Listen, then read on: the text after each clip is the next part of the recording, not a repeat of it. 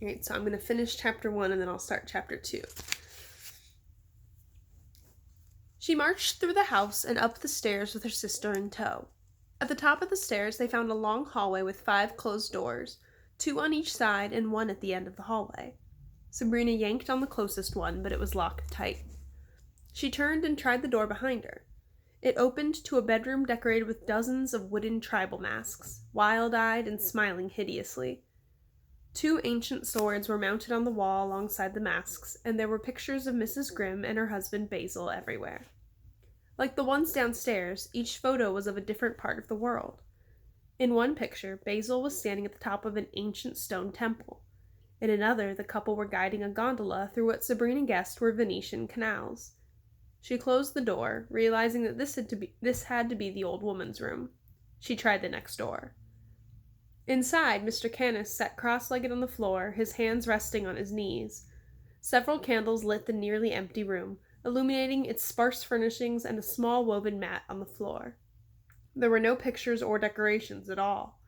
Mr. Canis opened his eyes and turned to look at the girls, his eyebrows arched. Sabrina slammed the door without apologizing. "What a nutcase," she muttered. The next door opened to a queen-sized 4-poster bed with their suitcases resting on top. Sabrina pulled Daphne inside and slammed the door. "That woman is hiding something," she said. "You think everyone's hiding something." "And you would hug the devil if he gave you cookies." "Well, I like her," said Daphne. She sat down on the bed and let out a harumph. Sabrina looked around the room. It was painted in soft yellow and had slanted ceiling and fireplace.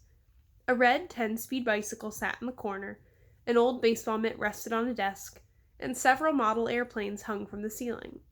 A nightstand sat next to the bed with an alarm clock perched on top, and on every wall were dozens of old photographs. A particularly large one showed 2 young boys staring out over the Hudson River.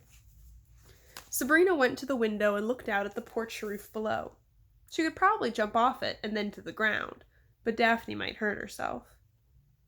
"Let's give her a chance," Daphne begged. "A chance to what? Kill us in our sleep? Feed us to that monster dog of hers? No way," Sabrina said. "While you were shoveling in those meatballs, did you ever think they might be made from the last couple of kids she claimed she was related to? Daphne rolled her eyes. "You're gross."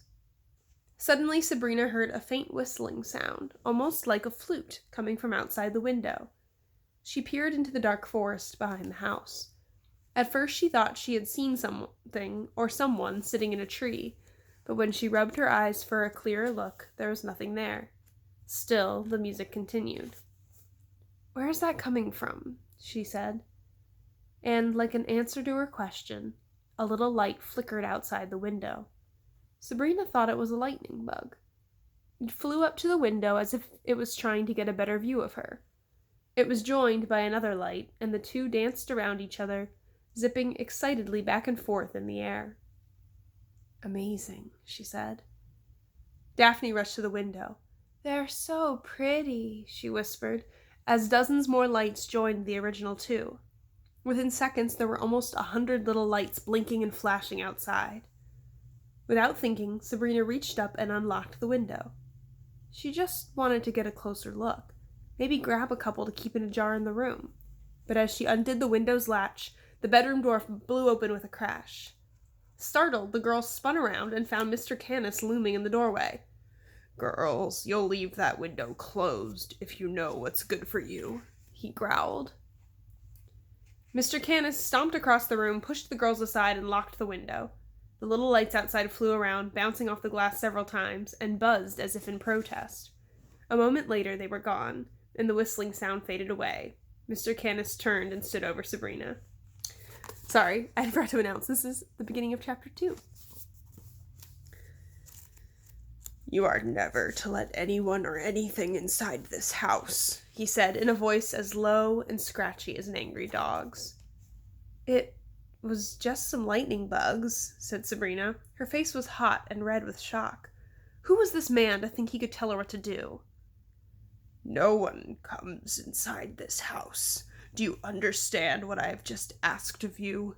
Mr. Canis said. The girls nodded. Very well. Good night. He stalked out of the room, closing the door behind him. Sabrina stood dumbfounded, trying to comprehend what had just happened. What was that all about? Daphne whispered, but Sabrina said nothing. She didn't want her sister to hear the fear in her voice. Since her parents had run off, Sabrina had had to be the tough one. Her little sister needed to know there was someone strong by her side, even if it meant Sabrina had to pretend sometimes. There was a knock on the door, and Mrs. Grimm entered the room. It's been a long day, hasn't it? Mr. Canis yelled at us, Daphne cried. I heard, the old woman said as she sat down on the bed. Please don't be too upset by Mr. Canis. He can be a little grouchy from time to time, but he has your best interest at heart. Believe me, lieblings, we are both very happy to have you here, but there are a few rules you have to follow, she said, pausing as she looked into Sabrina's face. And I know that what I tell you might not make a lot of sense, but the rules are in place for a reason. First, never let anyone or anything into this house without asking Mr. Canis or me if it is okay, she said. Her tone was stern and serious and no longer that of the sweet, loving old lady with the funky spaghetti. Mrs. Grimm took the girl's hands in her own. Second, there is a room down the hall that is locked. It's locked for a reason, and I ask that you stay away from it for the time being. You might hear some unusual noises coming from inside, but just ignore them. Do you understand? She asked. The girls nodded. As for the rest of the house, feel free to explore. You'll notice there are plenty of books to keep you occupied. Really? Books? I didn't notice, Sabrina said sarcastically. If worst comes to worst, we can always dig out that old TV, Mrs. Grimm continued, as if Sabrina hadn't spoken. She got up from the bed and crossed to the door. She turned to smile at them one last time. Who wants pancakes in the morning? Daphne's face lit up. I do. Are you warm enough? Do you need anything to sleep in? The little girl opened one of the suitcases, then pulled out 2 extra-large t-shirts that read, Bermuda is for lovers. No, we have these, she said. Very good, Mrs. Grimm said. Good night. Don't let the bedbugs bite. She's nice, said Daphne when the old lady was gone. Sabrina clenched her fists. It's all an act. That woman is hiding something, and we aren't sticking around to find out what it is. Get some sleep. We're running away. Tonight. Sabrina lay in bed staring at the ceiling, listening to her hungry belly grumble and planning their getaway. With a little luck, she and Daphne could hide in a neighbor's garage for a couple of days and then hitchhike back to New York City. After that, she didn't know. In the past, they had just gone back to the orphanage, but this time Miss Smirt might act on her threat to skin them alive. The next place she sent them would be 1,000,000 times worse. The girls were on their own now. We have to go, Sabrina whispered to her sister when she was sure the rest of the house was asleep. Daphne sat up and rubbed her eyes but said nothing. Her heartbroken face said it all. Why is she acting like such a baby? Sabrina wondered. Running away wasn't exactly a new experience for the two of them. The Sisters Grimm had pulled off several daring escapes from foster parents in the last year and a half. They had tied bedsheets together and climbed out of the Mercer's window one night, feeding their pit bull Diablo meatballs stuffed with cayenne pepper to keep him busy. And after the Johnsons had ordered pizza, the girls had slipped into the back seat of the delivery boy's car and were miles away before he even noticed them.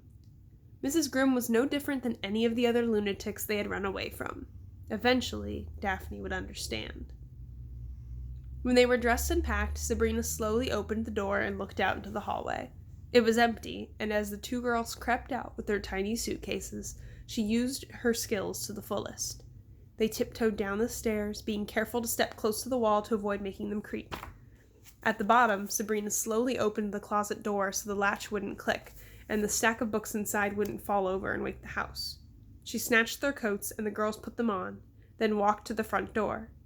Sabrina was just thinking that this was the easiest escape they'd ever made when she tried to turn the knob. The door was locked. When she looked closely, she noticed something unusual that she had not noticed before. There's a keyhole on this side, too, she said. They were locked in. We have to find another way out. The girls crept through the house, doing their best to avoid knocking over any books. They tried all the windows, only to discover each had been nailed shut. They found a back door off the kitchen, but it, too, had a lock on the inside. Let's go back to bed, said Daphne. We have to go get her keys, said Sabrina. The little girl cocked an eyebrow. How are we going to do that? She has them. You'll see, Sabrina whispered. The sisters found their way back up the stairs to Mrs. Grimm's room. The door was shut tight, but Sabrina was happy to find there were no locks on it. She slowly turned the knob, and it swung open. The old woman's room was scary at night. The tribal masks they had seen after dinner were even creepier in the dark, and the swords mounted on the wall flashed a ghostly light around the room. Mrs. Grimm was asleep in her bed, unaware of their presence, and snoring loudly. Daphne had the same annoying habit. Where are they? Daphne said, only to have Sabrina's hand clamp over her mouth. Keep quiet, Sabrina whispered. The old woman turned in bed, but stayed asleep. Sabrina scanned the room and spied the keys glinting in the moonlight on a table on the far side of the bed. She looked at Daphne, pointed to herself with her free hand, and then pointed to the keys. Daphne nodded, and Sabrina let go of her mouth. Sabrina took a small step forward to test for a creaky floorboard. This is going to be easy, she thought, but as her confidence was building, she noticed that Daphne had taken an interest in one of the masks on the wall. The little girl took it off its nail and held it against her face. Don't do that, Sabrina whispered. Why not? Put it back, now. The little girl frowned and placed it back on its nail. There, are you happy? She whispered. A split second later, the mask fell off the wall, landed with a loud clunk, and rolled toward the bed. Both girls dove to the floor as Mrs. Grimm sat up. Who's there? She asked. Oh, it's you. What are you doing down there?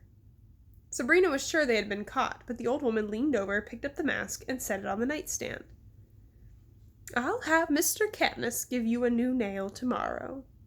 Then she fell back asleep. She fell back onto her pillow, and within minutes was snoring as loudly as ever. You did that on purpose, Sabrina seethed. Whatever, Daphne whispered, and rolled her eyes. Sabrina scowled. Was her little sister trying to sabotage their escape? Sabrina crept around the bed to the table, picked up the keys, and then tiptoed back across the room and into the hallway with her sister behind her. Downstairs, she quietly went to work on the front door lock. There were so many keys, it took a long time to find the right one, but eventually she heard a loud thunk. The girls waited for several moments, sure that someone had heard, but when no sound came from upstairs, they scurried outside. Goodbye, dollhouse, Daphne said sadly as she ran her hand lovingly across the door. We'll go through the woods. We don't want anyone seeing us on the road and calling the police, Sabrina said, grabbing her sister's hand and leading her around to the back of the house. The girls looked into the dark forest in front of them. Crooked limbs twisted and turned in painful directions. Sabrina had the sense that the trees were horrible mutated guardians, threatening anyone who stepped onto their land. A cold wind whipped through the branches, bending some of the smaller trees over and making a breathy moan. Sabrina knew it was just her overactive imagination, but the woods seemed to be alive and reaching out for them. Behind them, the girls heard a surprised yelp, and Elvis suddenly appeared. He trotted over and planted himself between them and the trees. His happy face was now serious. Go away, Elvis, Sabrina commanded, but the dog refused. See, he doesn't think we should go either, said Daphne, as she wrapped her arms around the big dog and kissed him on the mouth. But Sabrina had made up her mind. She pulled her sister away and into the forest, with Elvis trotting after them. Inside the trees, everything was deadly still. There were no scurrying animals, rustling branches, or snapping twigs. Even the whistling breeze had faded away. It was as if someone had turned the volume down on the world. Suddenly, a high-pitched note filled the air. It seemed to come from deep inside the woods. What was that? Daphne said. Sabrina shrugged. Probably just the wind. Elvis whined loudly. Then he rushed to Sabrina and clamped his jaw into her coat sleeve, trying to yank her back toward the house. She pulled away. The girls hurried on with the dog close behind, barking warnings. Just ignore him. He'll go back when he gets bored, Sabrina said to herself as something zipped past her eye. She turned to get a better look and saw it was a firefly, just like the ones that had been outside their window earlier that night. Look, Daphne, here's the big menacing invader Mr. Skin and Bones was afraid would get into the house, Sabrina laughed. The little bug fluttered around her head and then circled her body. Pretty, Daphne said, only to find that she had her own little bug floating nearby. I've got one too. Elvis let out a very low growl. What's the matter, buddy? Daphne said as she scratched the dog's ears. This did nothing to soothe Elvis. The Great Dane howled menacingly and lunged at the lights with snapping teeth. Hush up, Sabrina ordered, but the dog wouldn't stop. He was going to wake Mrs. Grimm and Mr. Canis if he didn't calm down. Sabrina? Daphne said. The nervousness in the little girl's voice pulled Sabrina's attention away from the dog. Daphne had her hand over her nose, but what startled Sabrina was the fear in the little girl's eyes. She had seen the same look the morning after their parents disappeared, when they had woken up in their parents' bed alone. What's wrong? Sabrina asked. It just bit me, Daphne said as she removed her hand from her nose. It was covered in blood. Sabrina was shocked. Lightning bugs didn't bite. At least, no lightning bugs she had ever heard about. And at that moment, she felt a sting that brought blood to the top of her hand. Ouch! Daphne cried out, I got bit again! Blood trickled down her earlobe. Sabrina rushed over and wiped her sister's ear with her sleeve. The 2 bugs became 10, and then 100, and then a swarm that circled the girls. Thousands of angry little lights, zipping back and forth, diving at their heads and arms, and lighting up the ugly trees around them. Elvis growled at the bugs, but there was little he could do. Cover your face with your hands and run, Sabrina shouted. The 2 girls ran as fast as they could, with Elvis at their heels. Sabrina looked back, hoping the bugs weren't following, only to see the swarm close behind and gaining. In seconds, they were stinging the girls again. Daphne cried out and tripped over a tree root. She curled into a ball and tried to hide any exposed skin. Elvis leaped on top of the little girl, doing his best to cover her as the bugs dived, stinging her uncovered hands and legs. Sabrina had to do something. Elvis couldn't protect Daphne. She waved her hands and screamed at the bugs, and they instantly darted in her direction. She turned to run, but before she could take even a step, she slammed into something and fell to the ground. It was Mrs. Grimm. It's okay, Liebling, she said. We have to run, Mrs. Grimm, Sabrina cried, but the old woman stood calmly as if she was daring the bugs to come closer. When the swarm was nearly on top of them, the old woman raised her hand to her mouth and blew a soft blue dust into the air. Many of the bugs froze in mid-flight, falling to the ground like snowflakes. The blue mist took out half of their numbers. The rest regrouped and began to circle the old woman again. I have a whole house full of this, Mrs. Grimm shouted. Incredibly, the bugs seemed to weigh their options, and in one mass they darted deep into the woods and disappeared. That wasn't very nice, Mrs. Grimm shouted into the forest. She turned back to Sabrina and extended her hand. I'll need your help getting Daphne into the house. Sabrina was sure the old woman would be furious with them. There was no telling if her craziness could extend to violence. Who could tell what a woman who had swords hanging over her bed was capable of? But Mrs. Grimm didn't seem angry at all. In fact, she looked genuinely concerned. She asked Sabrina to undress her sister while the old woman rushed into the bathroom and returned with a bottle of calamine lotion and some cotton balls.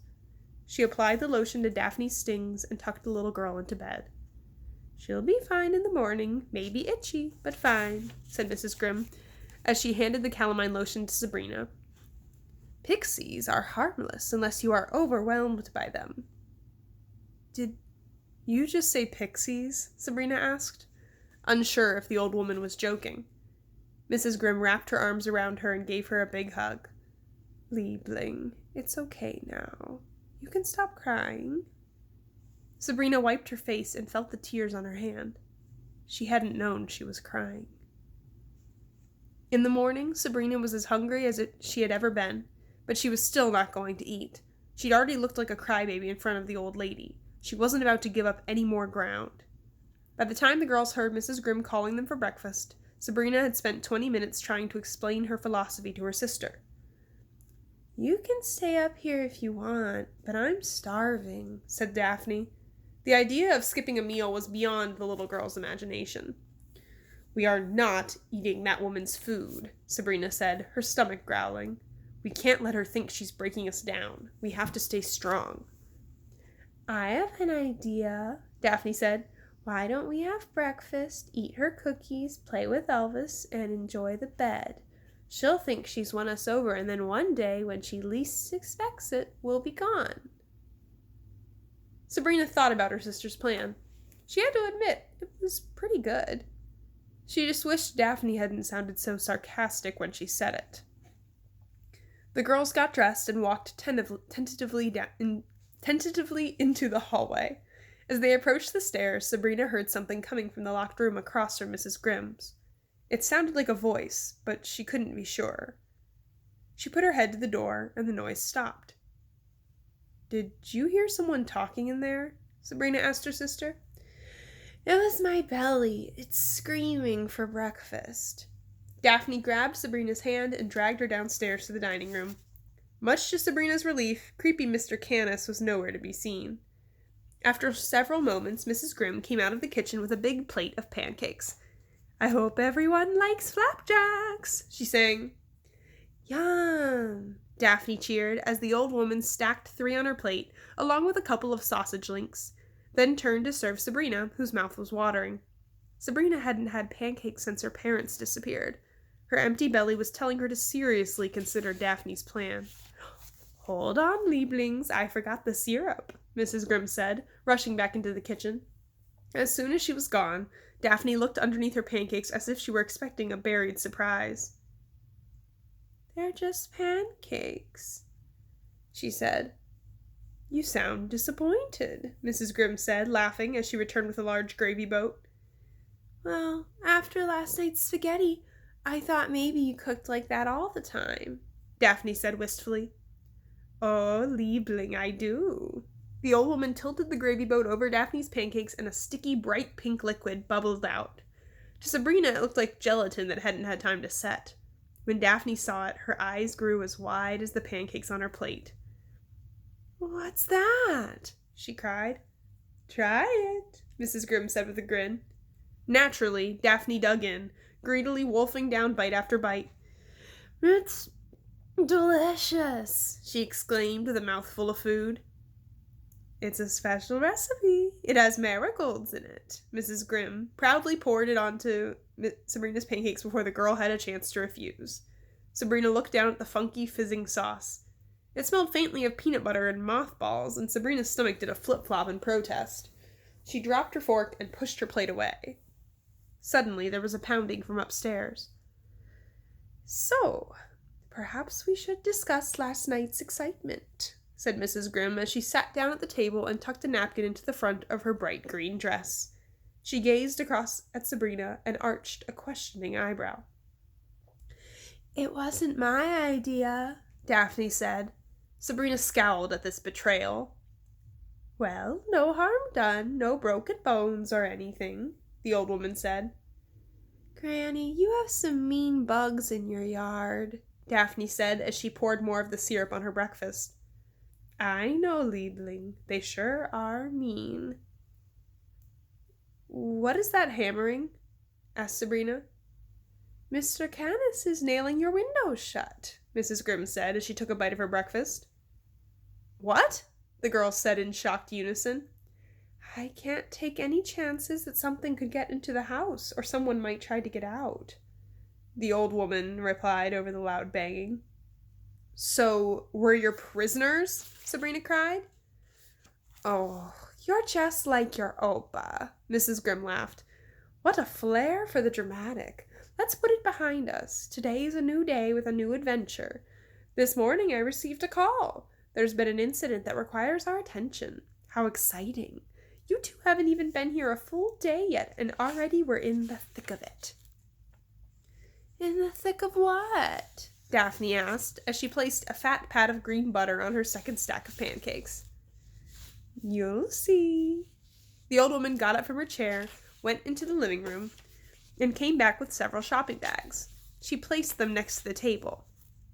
Mr. Canis went to the store to buy you some clothing. Just a couple of things to tide you over until we can go shopping.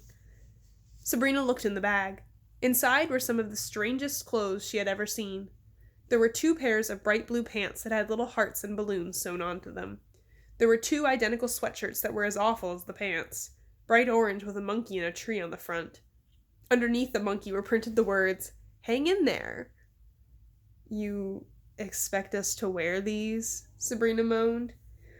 "Oh, I love them," Daphne said, pulling the orange monkey sweatshirt out and hugging it like a new doll. After breakfast, the girls got dressed and looked at their new outfits in the bedroom mirror. Daphne, of course, thought her crazy outfit was the best she had ever had and strutted around like a giddy fashion model. Sabrina, on the other hand, was sure Mr. Canis was trying to punish them for attempting to run away.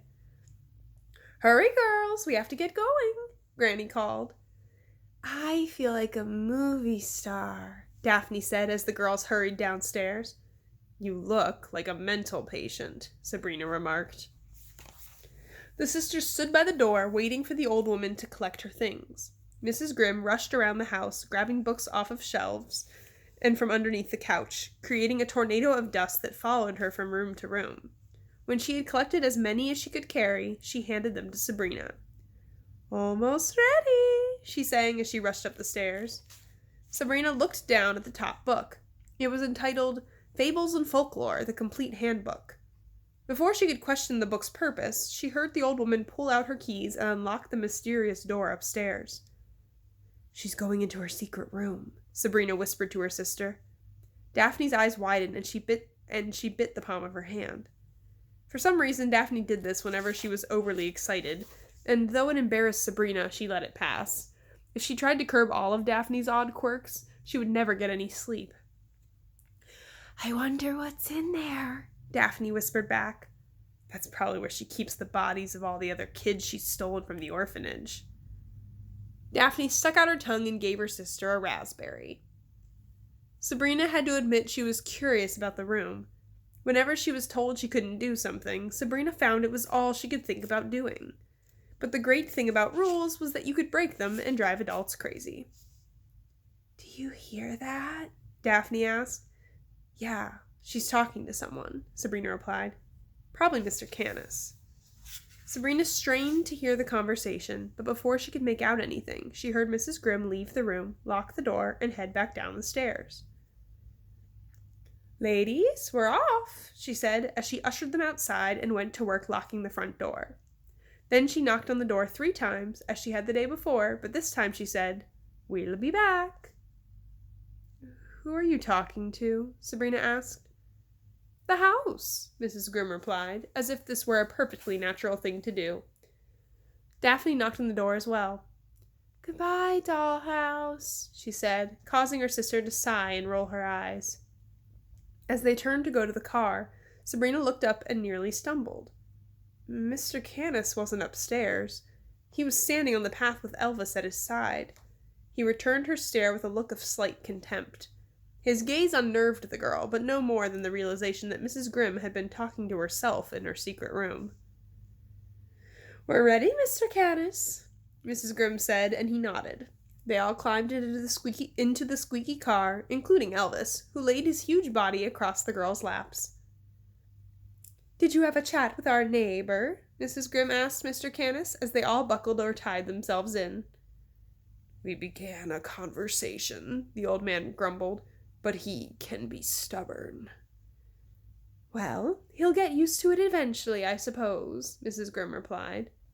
"He doesn't have a history of getting used to things," Mr. Canis said. Mrs. Grimm sighed and nodded. "Who are you talking about?" Daphne asked. "Oh, just a neighbor, nothing to worry about. You'll meet him soon enough." Sabrina looked around. She was sure they were miles from their nearest neighbor. Mr. Canis fired up the engine and the car rocked back and forth violently like a bucking bronco trying to get rid of a cowboy, calming down as they drove out the driveway and through the desolate backwoods. Sabrina re-examined Ferryport Landing, the world's most boring town.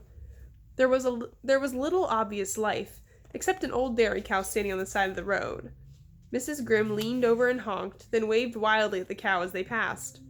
When Daphne giggled about it, the old woman smiled and told her how important it was to be friendly.